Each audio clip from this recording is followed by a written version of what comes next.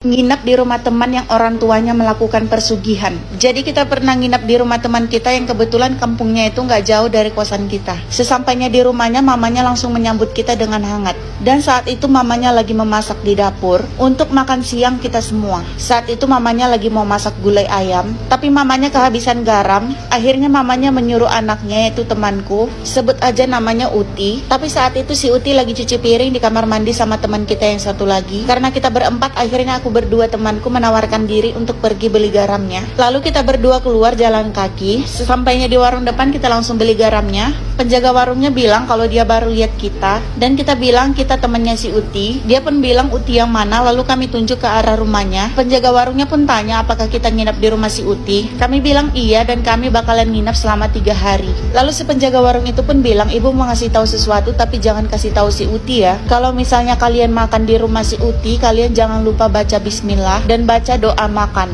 dan minta dijauhkan dari segala racun. Kami pun bilang setiap makan kita memang harus baca doa, tapi kenapa tiba-tiba ibu mengingatkan seperti itu? Si penjaga warung itu pun bilang kalau mamanya si Uti ini terkenal dengan peracun. Dia bisa meracuni orang dengan tangannya tanpa terlihat, dan orang yang diracuni itu akan sakit perlahan-lahan, dan ketika dia sakit energinya akan diserap oleh mamanya si Uti, dan ketika si korban ini udah sakit rezekinya akan terserap perlahan oleh si peracun itu.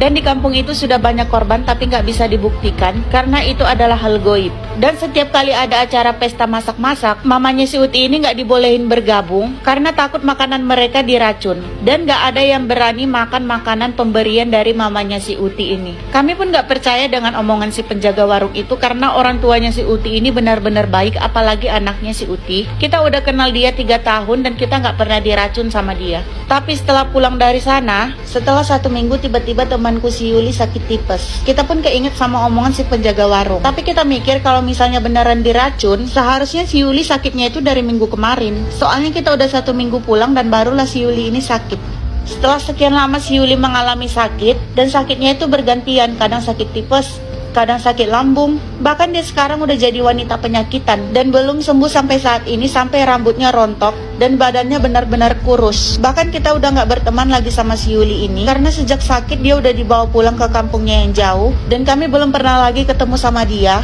karena sampai sekarang dia itu masih terus sakit-sakitan. Kami udah kasih tahu ke mamanya si Yuli tentang omongan si penjaga warung itu, dan ternyata mamanya si Yuli ini pernah dengar tentang peracunan seperti itu.